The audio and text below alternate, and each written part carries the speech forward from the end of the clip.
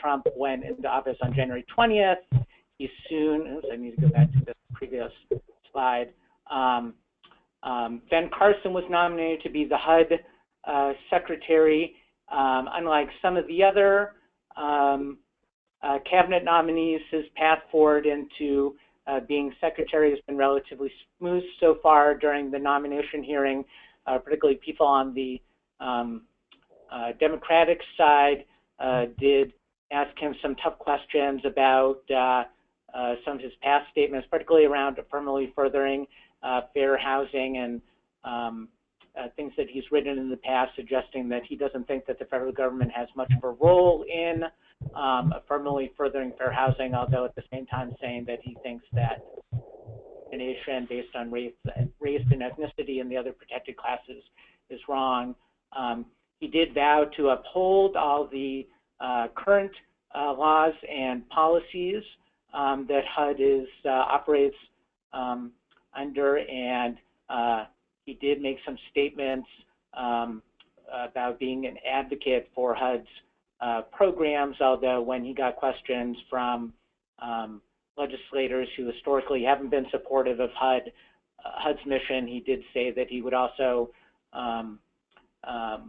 look to get rid of programs that were, inefficient or wasteful or didn't fit into bigger policy priorities. So I think from my perspective personally, it's really kind of unclear at this point what Ben Carson will do as head secretary and whether actually even to what extent he will have the ability to influence policy. Obviously, any HUD secretary is mostly going to be impacted by who the president is and what kind of the directives are from their office, and then what Congress does in terms of setting laws and setting the budget.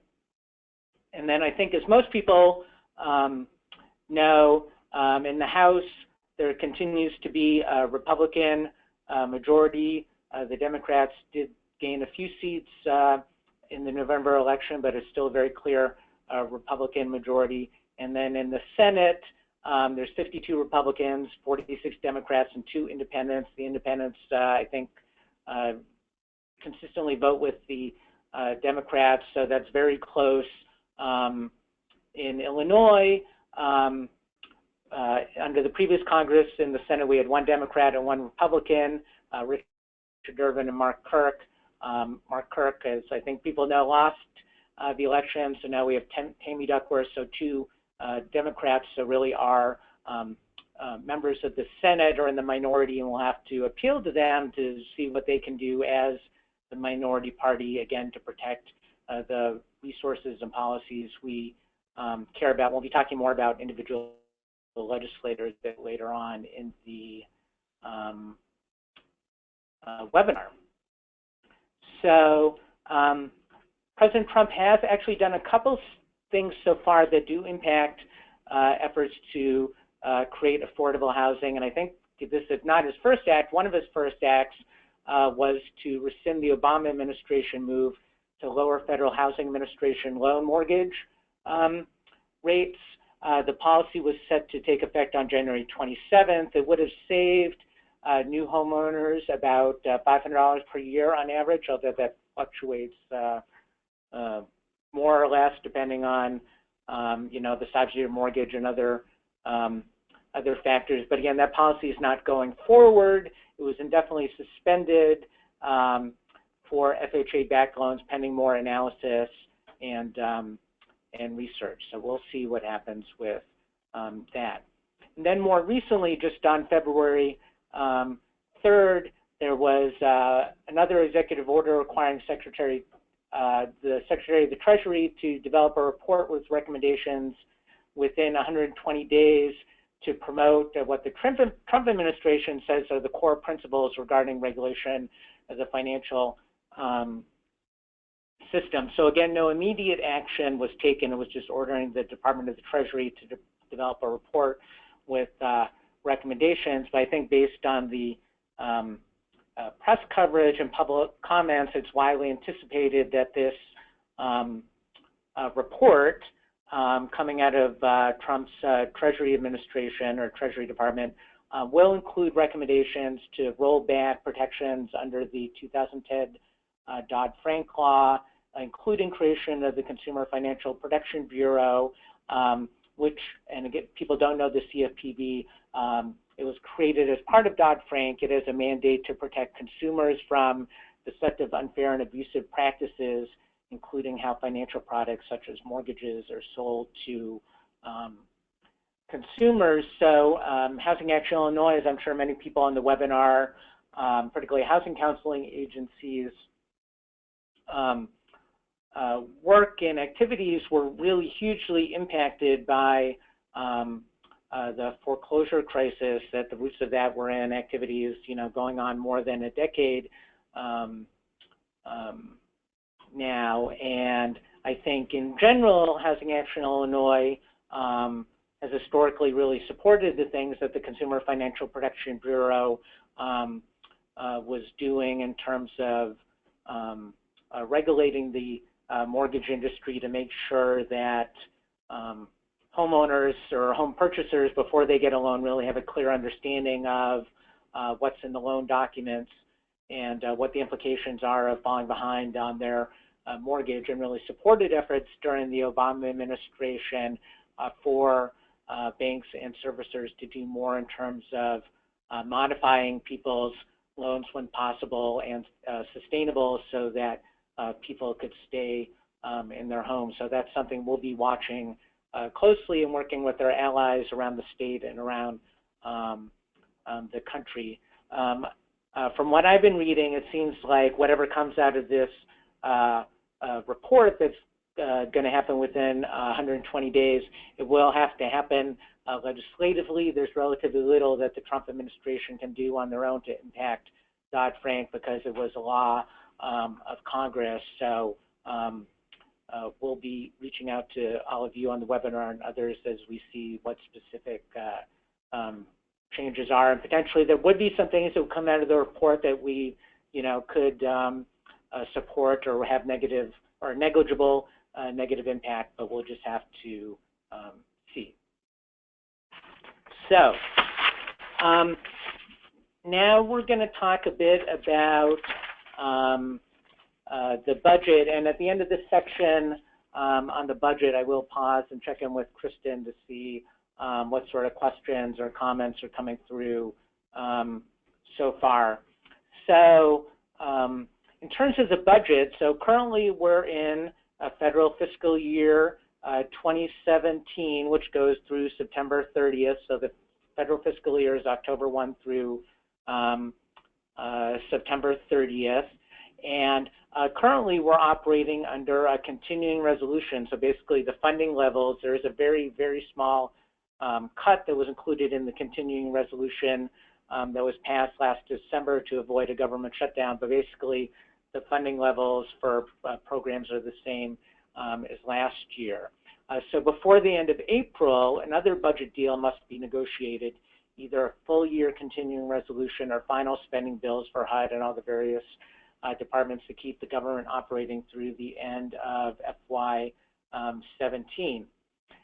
So, and this is the case every year, due to the increased cost of operating programs, particularly a lot of the bigger HUD programs, like the program that funds housing choice vouchers or the program that funds project-based rental assistance in buildings throughout the state and throughout the country. It actually takes more money each year to just keep programs going, because out in the private housing market, rental costs are generally continuing to go up. So the impact of that is if we have a continuing resolution that freezes voucher funding for all of FY17 at last year's levels, vouchers for more than 100,000 families would be lost nationally. And we do have some data for Illinois that we just got from the Center on Budget and Policy Priorities, and based on their numbers, in FY16 there were just over 90,000 or almost 91,000 vouchers in use across Illinois, and if those vouchers are cut, we could lose more than 4,400 vouchers in Illinois. We went through this a few years ago in Illinois across the country due to what was usually called sequestration budget cuts or mandatory budget cuts because of budget caps that we will talk about a little bit later, and we lost a few thousand vouchers in Illinois. It didn't happen by generally by people being terminated off their housing assistance, but through attrition, so that when a voucher would go back to a housing authority, instead of giving it out to the next person on the waiting list, the housing authority just would not give a new voucher out. And I think the cuts, though, being that we're at risk of for next year, I think are somewhat greater than what we've seen in previous years. So we can't be guaranteed that it would happen in the same way before. So potentially people could be terminated by from their assistance. But in any event, we, from Housing Action Illinois' perspective, we want to make sure there's adequate federal funding to at least maintain all those vouchers, knowing that there's a huge unmet need for additional vouchers. So in terms of other programs, there will be a $200 million shortfall for project-based Section 8 contract renewals if there is another continuing resolution for the rest of 2017. And Illinois has 331 contracts with 28,651 units expiring by 2018. So this doesn't even represent the whole universe of the project-based Section 8 contracts, just with contracts expiring by 2018. I think people on the webinar are generally familiar with these project-based Section 8 buildings. They're basically private buildings that are in all parts of the state of Illinois and all parts of the country. Most of them, because the project-based Section 8 development program was phased out decades ago, we really haven't been creating new project-based Section 8 units, but there's a huge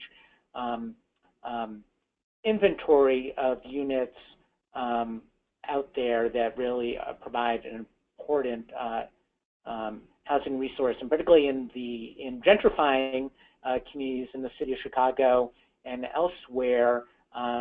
Whenever there are funding issues with the project-based Section 8 program, there's always a concern that owners in those gentrifying areas or areas where private rents are increasing, that the owners of the subsidized buildings will just get totally out of the program and convert to market rate rentals. So that could be a very bad impact of not having adequate funding for the project-based Section 8 program. So in general, HUD needs $1.5 billion in additional funding over FY16 enacted levels. And the USDA, which the Department of Agriculture, and again, I think most people on this webinar know, but probably not widely known by the general public, that the Department of Agriculture actually operates several different rural housing programs.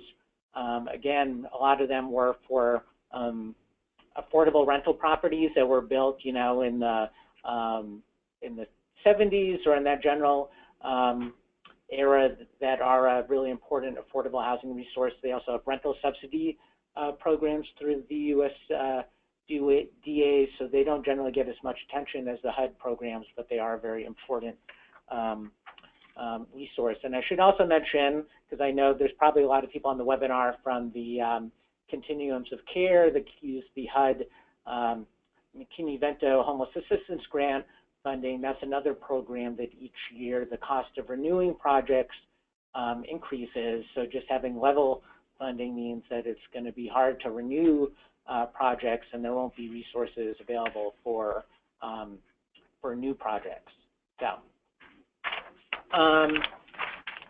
So to go back to the issue that we alluded to before about the spending caps. So this is very important, because I think what we try and do at Housing Action Illinois is, we're concerned with sort of the entirety of the HUD budget. Obviously, there are programs that we do focus more on, but we try not to pick and choose among, favorites and say, well, let's fund one program at the expense of another program. So the way the federal budget process generally works is, Congress will determine, how much money they have totally available for the HUD budget, and then they have various appropriations committees in housing.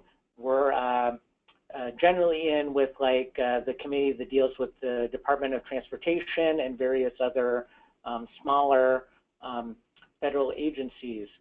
So just like the other departments or other parts of the federal budget like defense and agriculture and health and human services, based on the total amount available, what's called, generally goes by the THUD acronym for Transportation and Housing and Urban Development, will get a set amount of funding that in the House and the Senate, and they may have different amounts that they're working off of, but they'll have that's the amount of the pie that's available for all of the transportation and housing programs, and then they will, split it up as best they can to fund all the existing programs.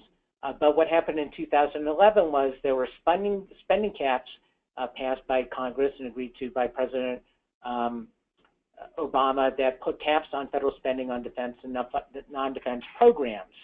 So since then, as the federal budget deficit problem has got somewhat better than it was several years ago, Congress has reached short-term agreements to increase spending above these limits. And that's kind of where the sequestration that I mentioned before came in, because of the spending caps, when there were mandatory cuts under sequestration, that's like when we lost housing choice vouchers in the past. So the spending caps are returning for FY18 and pose a significant risk to housing programs. So in terms of the Trump administration, what they want to do is lift the cap on defense spending and put spending limitations solely on non-defense programs, including affordable housing. So on top of that, President Trump has also proposed cutting non-defense spending by additional 1% each year for the next 10 years. Now, 1% a year might not sound like that much, but if you do that every year for 10 years, at the same time, you have programs that need a little bit more money each year just to keep up with inflation. You can see the effective impact over the course of many years would be really significant and really detrimental to the programs that we care about. So this is some data from, again, the Center on Budget and Policy Priorities. So from FY10 to FY13, primarily due to spending caps, annual housing assistance funding fell by $6.2 billion or 13.3% in inflation-adjusted terms. So again, this isn't adjusted for inflation. The sequestration cuts for 2014, 15, and 16 were eased, yet housing assistance in 2016 still remains $2.1 billion or 4.6% below the 2010 level adjusted for inflation. So just to give a sense, and this is even all the programs, but just the range of programs, again, because we only have an hour, we're not going to talk about all the programs in detail. We could do a webinar just on each one of these, but other programs that are potentially subject to cuts are public housing, the home program, homeless assistance grants, housing counseling, housing for people with disabilities, housing for the elderly, fair housing, healthy homes and lead hazard control, and the USDA housing programs. So in terms of next year's budget, we urge you to reach out to your members of Congress to protect affordable housing resources from strict spending caps, ask them to lift the caps, ensure parity one-to-one between defense and non-defense programs, and provide the highest allocation possible for housing programs. So let me pause there. I see we're about halfway through the webinar, so and I'll just check in with Kristen to see if there's, particularly related to the budget, any key questions or comments, or whether I should just keep going. Well, we do have one really good question that came in about whether or not there might be any value in trying to have affordable housing recognized as part of our nation's or states or cities' infrastructure, thereby allowing major infrastructure funding to be used for affordable housing along with roads and bridges and that kind of thing. That is an excellent point, and actually there's a slide on that towards the end of the webinar, so I am going to come back to that. Yeah. Great. Okay, so we'll just move on. Moving on to threats to good policies. So Affordable Care Act and Medicaid expansion. So again, could have a whole webinar on this, and there are other people who are doing that if you're if you want to hear more about it. But one thing we just want to make clear is that repealing the Affordable Care Act would also mean loss of Medicaid expansion. And Illinois is one of 32 states that expanded Medicaid coverage, meaning that adults making approximately $16,000 or less have health care coverage, and that's got health care coverage to 600,000 additional people in the world of affordable housing and ending homelessness.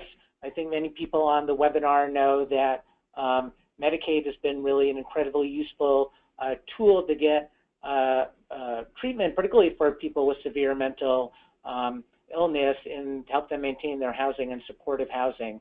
And so, in general, we would be opposed to block granting Medicaid, and block granting Medicaid will result in large cuts to the program. Again, there's a lot more we could say about that, but we just don't have the time in this webinar. So moving on, alluded to this earlier in terms of some of the concerns about having Ben Carson being our HUD secretary. We are concerned about efforts to eliminate the new affirmatively furthering fair housing requirements, and also limiting the use of federal funds to implement them. So one thing to be concerned about as we move forward on the budget process, this happened last year, that there is currently, and there was last year as well, standalone legislation to eliminate the new affirmatively furthering fair housing requirements. But short of being able to do that, there were efforts last year as part of passing the federal budget just to keep HUD from spending any money on implementing affirmatively furthering fair housing.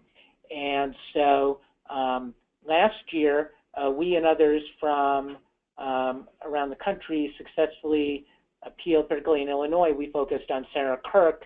Other people focused on more moderate Republicans to oppose efforts to stop the affirmatively furthering fair housing implementation, and it didn't go forward. Obviously, this year it's a whole new dynamic, and we'll have to see what efforts come forward, particularly as in April, as soon as April, when there has to be a decision made what to do about the budget for next year, about whether we need to get into action to oppose rolling back affirmatively furthering fair housing. And again,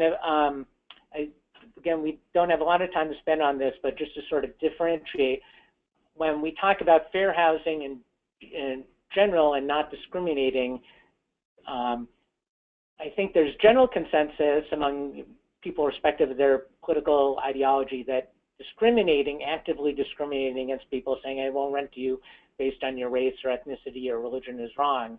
But when we talk about affirmatively furthering fair housing, which has long been a requirement, it was originally really an original part of federal fair housing laws. There's been more debate about whether local governments and state governments actually have a role in taking positive action to address kind of historical discrimination and segregation, and take steps to actively promote more diverse communities with opportunities for people to live there who have historically been discriminated against. And I think Housing Action Illinois very much has fallen on the side of yes, we really think there is a role for the federal government to require and encourage state and local governments to affirmatively further fair housing. So this is something that we are very concerned about under the Trump administration. Low-income housing tax credit, not a totally unrelated issue to fair housing, but the goal of the Republican tax reform proposal is to lower corporate tax rates. To do so, Congress would need to eliminate nearly all tax expenditures, putting the low-income housing tax credit at risk. Again, I think most people on this webinar know about the low-income housing tax credit, but for many decades now, it's been sort of the main production program at the federal level to create new affordable rental housing. It doesn't kind of reach extremely low-income households generally on its own, but it's been a very good program for kind of low-income households that do have some wage income. And I know in the Chicago metro area, this would vary depending what part of the state you're calling for. You know, it's really good at serving families of four that earn like $40,000 plus a year, or single individuals that earn like, you know, $20,000 or so or more a year, which is a really important part of the affordable housing need. So the issue here is that to pay for these lower corporate tax rates, there may be efforts to eliminate or really roll back tax credit programs, including the low-income housing tax credit. And then a related issue is that the tax credit works, the tax credits are sold out on the private market, and the value of them is based on how much corporations want to pay for them to reduce their corporate tax obligation. And if tax rates are lower, then obviously corporations would have a lower obligation, and the value of the credits should go down. So what we're proposing with our allies around the country is expanding and improving the credits so it better serves people with the lowest incomes. So additional threats to current good policies, and in the interest of time, I'm going to go over these really, really quickly.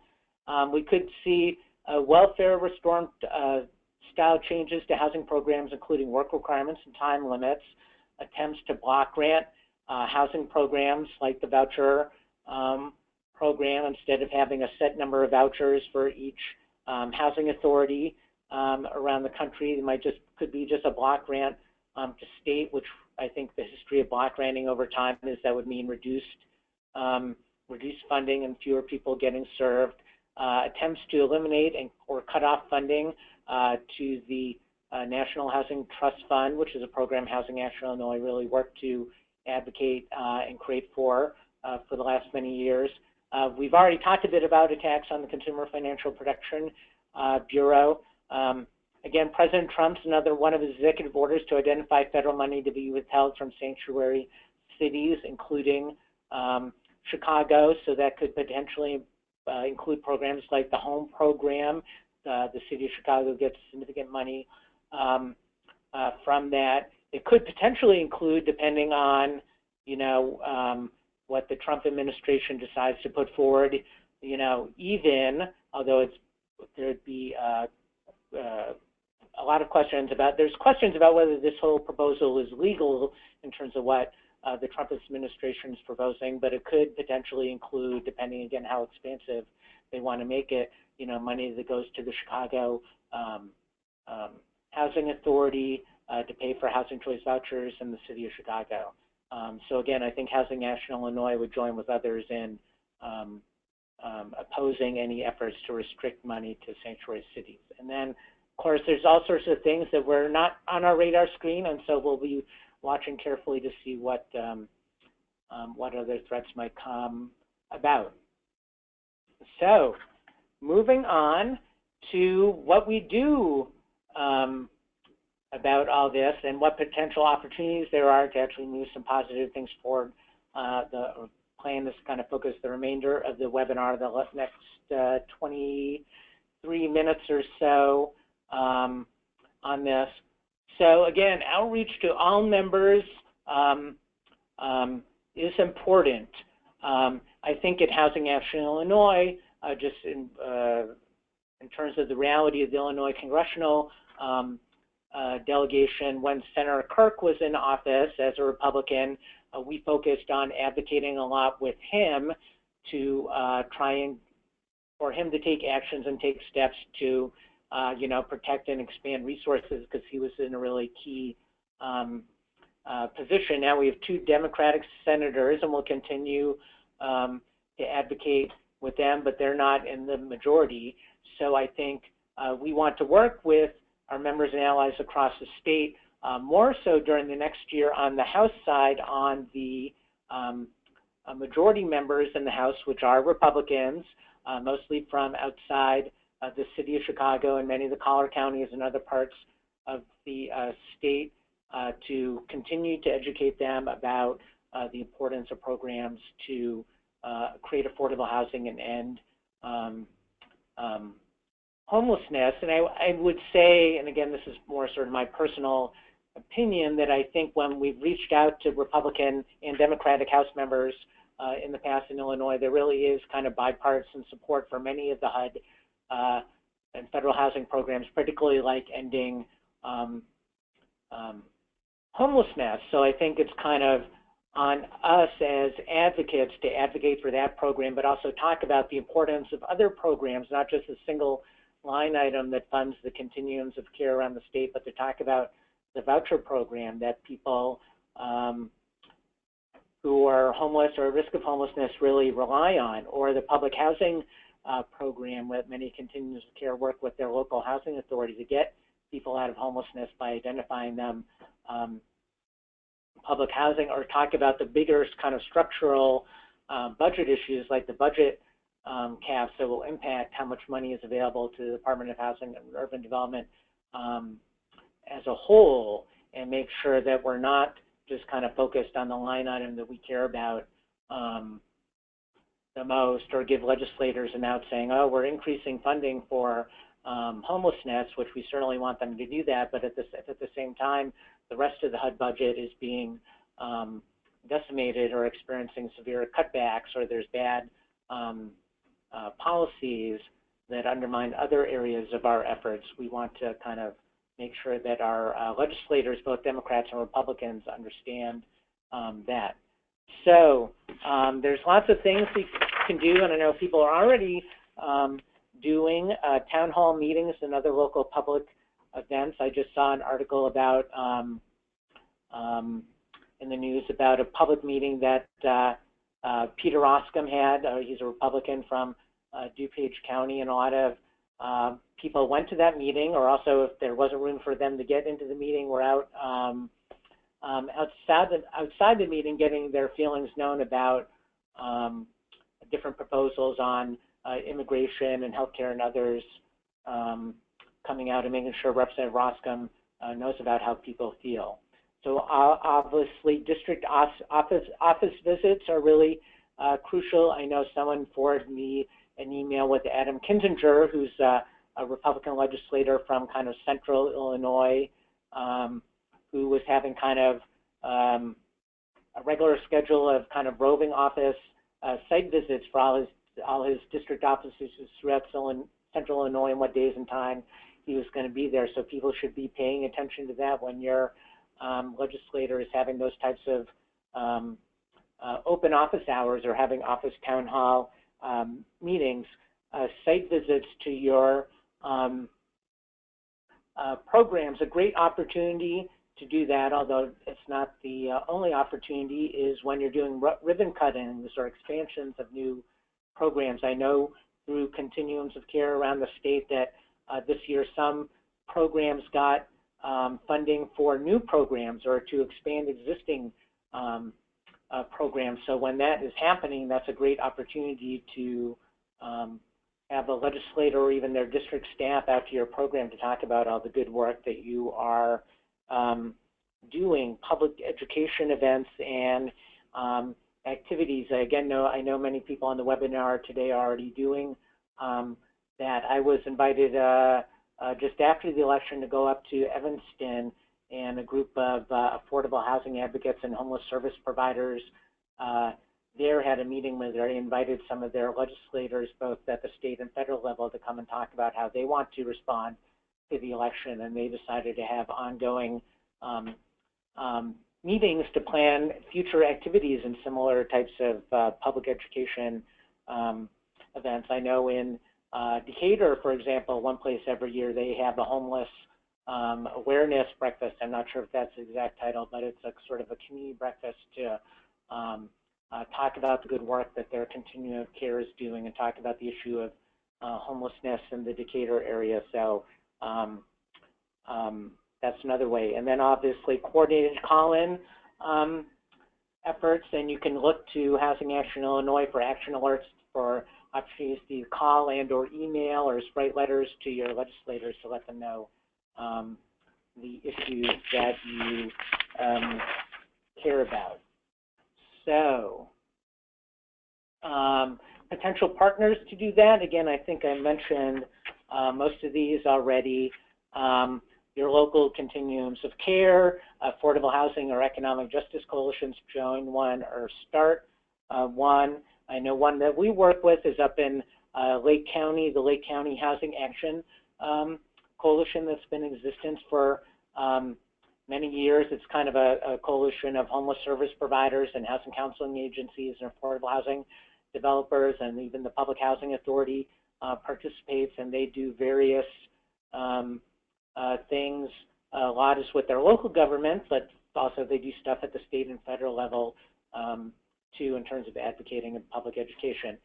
Faith-based groups, I know obviously a lot of, particularly the homeless service providers who are on the webinar, work a lot with church-based groups that volunteer in your program, and I think kind of what's going on now in terms of the more awareness on federal advocacy is a great opportunity to educate those church groups that are serving meals about, hey, let's not just be concerned with, serving meals, but let's be concerned with, public policy and the federal budget that help operate all these programs. And again, looking for opportunities to advocate with others on related issues such as healthcare and immigration. So I'm going to pause in a minute or two to talk about some of the more opportunities we have and get back to that infrastructure question. But the next slide is talking about Illinois Congress members on key committees. And again, I do want to stress that it's really important to reach out to all members of Congress from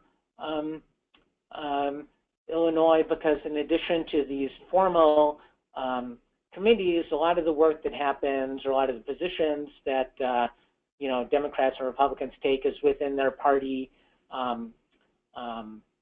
caucuses. So if there's important stuff we care about on the budget or different policies, there's opportunities for, for example, I'll pick one Democrat and one Republican, John Shimkus, who's from far southern Illinois, for him to talk about among his fellow Republicans when they meet behind closed doors, or there's various other caucuses that I'm sure John Shimkus participates in, for him to, if he's hearing from his constituents about the issues we care about, he's more likely to talk about them with his fellow Congress members, and then also internalize what he's hearing and prioritize them in terms of the positions he takes. Or Senator Duckworth, there would be another one. She was not assigned to any key committees that kind of have housing or homelessness as sort of their main purview, but obviously considering how close the margin is between Democrats and Republicans in the Senate, we will often be probably really relying on Senator Duckworth to take important positions if there are, proposals like in the budget to roll back affirmatively furthering fair housing. But in terms of the key committee assignments, there are just some that I did briefly want to summarize. In terms of the Appropriations Committee that deals with the budget, we have Senator Durbin and Representative Quigley. They, in addition to being on the Appropriations Committee, they're also on the subcommittees that deal with what I referred to before as THUD, Transportation and Housing and Urban Development. So again, they are both really important, and we are regularly in touch with their staff in DC that work on those committees, but we encourage you to be in touch with those offices as well. In terms of the Financial Services Committee, Anything that's kind of related to Dodd-Frank or the Consumer Financial Protection Bureau is going to go before the Financial Services Committee, but they usually also deal with anything related to HUD that's not budget related, so any kind of policies and programs of HUD that deal with how they implement fair housing or how they deal with public housing or the voucher program or other programs often go to the Financial Services Committee. So from Illinois, we have Representative Randy Hultgren, who's a Republican, who's kind of from the western suburbs, Kane County and kind of surrounding area. And then on the Democratic side, Bill Foster, who's actually kind of from the same area, the western suburbs, a lot of King County, but also areas of McHenry and DuPage. I think each of them might also have a little bit of Cook. It's kind of, as I'm sure people know, it's kind of these congressional districts are really not uniformly shaped, so it's important to look at the districts because you might not think that these representatives cover any of your area, but I know even like Representative Quigley, who's on the northwest side of Chicago, his district kind of goes off into the suburbs, and I think there's even a really small part of it that goes like all the way into DuPage County.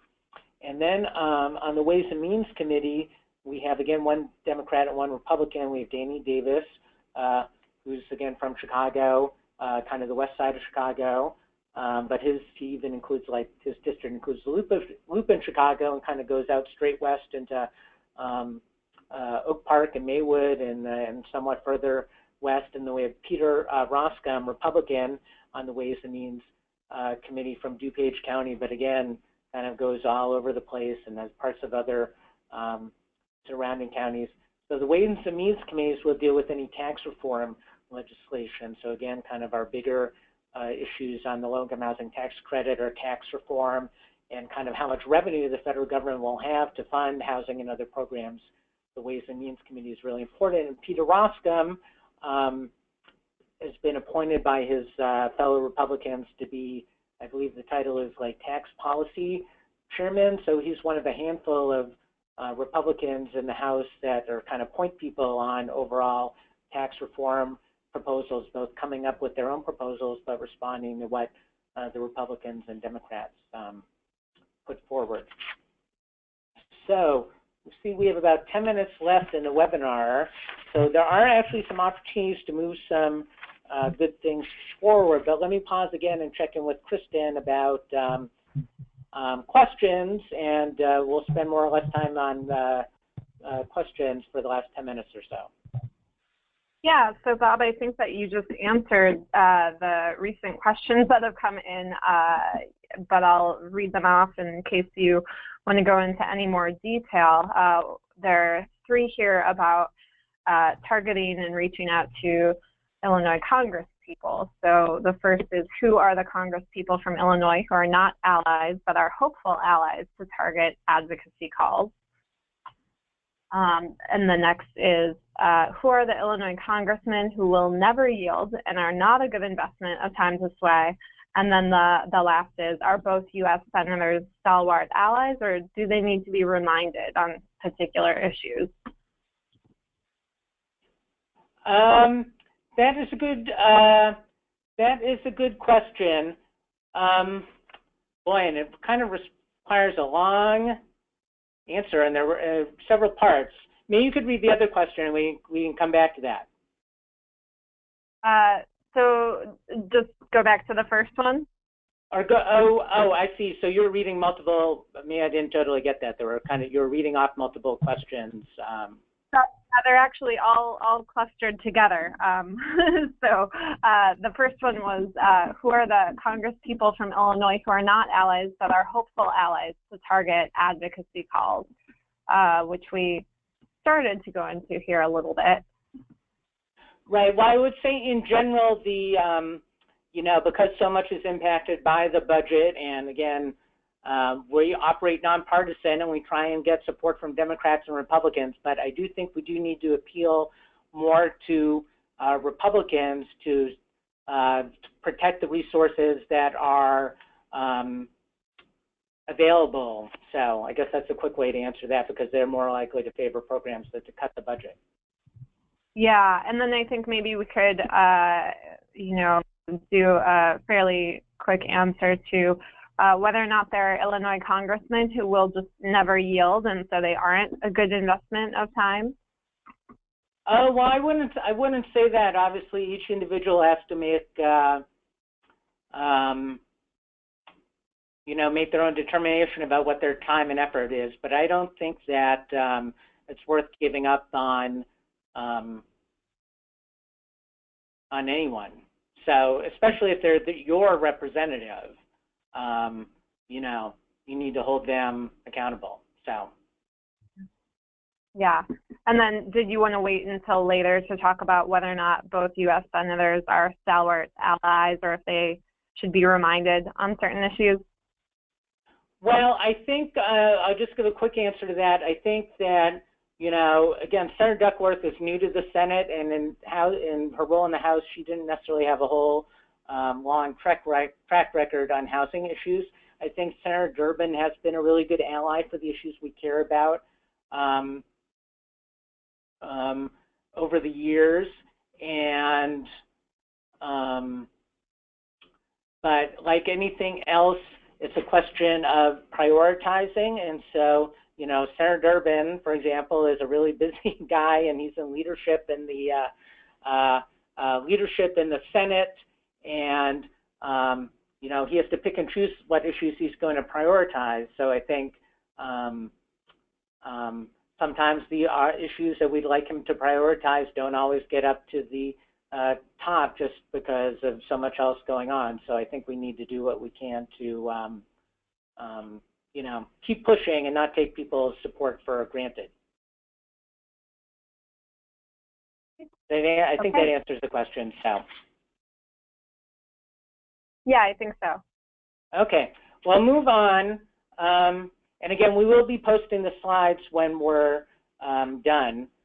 We just have a few more minutes, but thankfully there's just a few more slides. So infrastructure investment. Senate Democrats released a $1 trillion infrastructure plan in January that they say would create 15 million jobs over 10 years. The plan includes $100 billion for revitalizing America's Main Street, which could include affordable housing.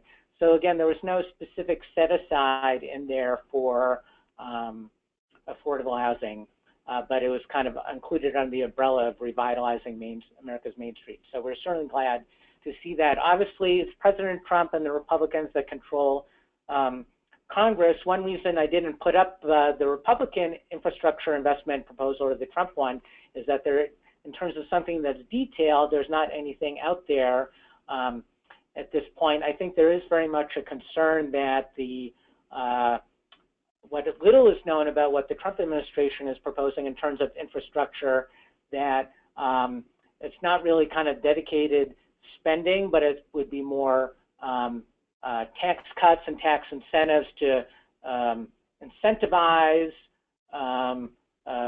the private sector to do infrastructure investments. I think historically those types of proposals, other than the low-income housing tax credit, we would have to see if that would be a part of a mix of that, you know, such a proposal, which it potentially could be. But for the most part, those sort of infrastructure proposals from that end of the spectrum really haven't been about affordable housing, particularly for people with the lowest incomes. But we'll have to see. And then also just rebalancing federal housing policy. Again, we could have a whole webinar just on this, but if you didn't know, and hopefully you do know this just in terms of the broad outlines, you've been paying attention to what Housing Action Illinois has been saying, and others have been saying for the last several years. So the federal government spends $190 billion in 2015. They spent $190 billion in 2015 to help people buy or rent homes. But most of that, which is kind of tax credits, goes to the top fifth of households by income. And more than 4/5 of the value of the mortgage interest and property tax deductions goes to households with incomes of more than $100,000. Overall, about 60% of federal housing spending for which income data are available benefits households with incomes above $100,000. And again, that's from the Center on Budget and Policy Priorities.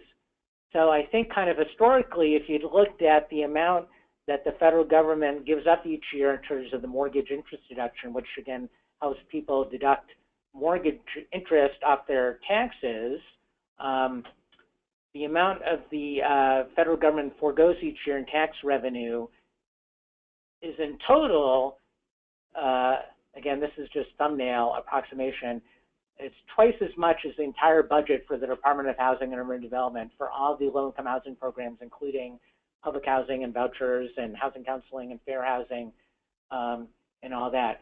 So from our perspective, this is not a good use of resources, and we should really rebalance federal housing policy.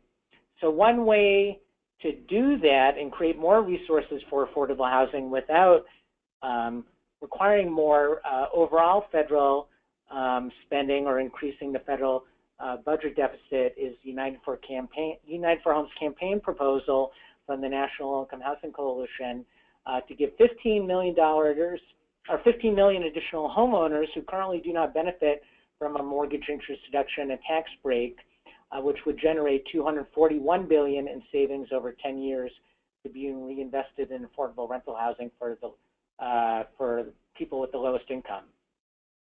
And there's a website. It's currently kind of a bit under reconstruction right now, but there is a webinar presentation, the slides you can get that goes into the entire detail on the United for Homes campaign. So we do think, before moving on to the very last slide, that both Democrats and Republicans are talking about the mortgage interest deduction reform because it is one of the biggest tax breaks that is out there. And Republicans are primarily interested in it because they, again, this is general thumbnail, there would be some individual differences. But from the Republican side, generally have an interest in reforming the mortgage interest deduction, and some people are talking about totally eliminating it and invest the savings and reducing the budget deficit. From the Democratic side, there's also an interest in reforming it and also for budget deficit reduction, in all honesty, mostly.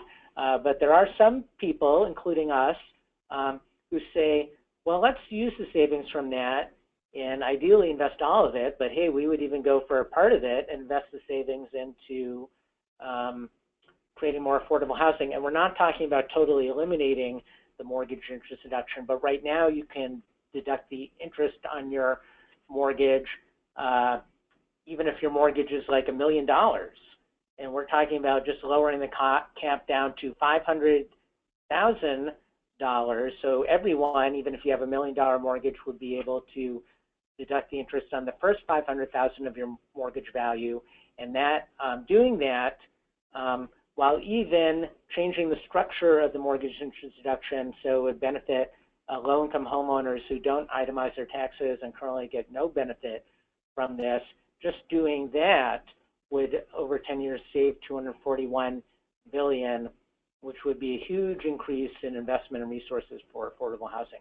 So we'll be talking during the coming year more to all of you and others about that. But if you want more information right now, you can't wait. You're so excited by the prospect, you can go to unitedforhomes.org and get the presentation there. So additional resources and data sources. So in putting together this webinar is only possible because I borrowed so much information from our friends and partners, particularly in DC-based groups. We work very closely with the National Low Income Housing Coalition, where their Housing Action Illinois is their state partner in Illinois. And then we work a lot, particularly on voucher issues, but for a lot of the kind of numbers about impacts of spending caps and so forth with the Center on Budget and Policy Priorities. And then the National Alliance on Homelessness is sort of the key group that advocates for not just funding, but policies to end homelessness. So you can see their websites there. But we like to think that Housing Action Illinois is the best resource out there for people in Illinois to kind of keep track of kind of all the various issues that are out there, whether your concern is, housing development or housing counseling or ending homelessness or fair housing. We're kind of the main umbrella go-to group, although there's certainly other groups out there that we know many of you are involved in that have complementary missions, and we enjoy and value partnering with. So if you want more information, Kristen, without really conferring with us, so we didn't take them off, decided to put our pictures on here. So there's my picture and my colleague Gianna's picture. She's our outreach manager. So we have other staff that we can connect you with, but we're kind of your on advocacy issues. Myself and Gianna are your main point of contacts, and there's our phone number and email. So please do get in contact with us. And then we hope you already know, but if you don't, this year is Housing Action Illinois' 30th anniversary, and everyone is actually on this webinar. If you're not already, probably most of you are, but if you're not already, we will add you to our advocacy email update list so you continue to get them, and so you can be a housing champion. But if you know people who you aren't sure are getting our emails or not, we very much like it if you help us spread the word and get more people to sign up for our email list. And we have emails, a list not just for advocacy, but also for our training and technical assistance for housing counselors and housing developers. And we have a list for homeless service providers, in addition to our general public policy list. So you can go to this link, or if you just go to our website, it's easy enough to find the way to sign up. So I see I've gone a few minutes over, and but maybe I'll just check in with Kristen one more time to see if there are any last questions or comments from the audience. So no more questions have come in. And I know we are a bit over time, but of course we welcome everyone to email us if you have any follow-up questions. We'd be happy to hear from you. Right, and actually, let me just say before we sign off, if any of your colleagues, I've got a few messages during the webinar that we did reach capacity, and some people weren't able to, everyone was able to call in, but because we're at capacity in terms of registration, some people weren't able to access the slides, but we will be sending those out to everyone who was on the webinar and everyone who registered, but for whatever reason didn't participate afterwards. So, so that's it. So again, thank you so much, and you'll be hearing from us in the coming days, weeks, and months, and we hope that we hear from you first, or in return when we reach out to you. So we hope everyone has a good day. All right. Thank you, everyone.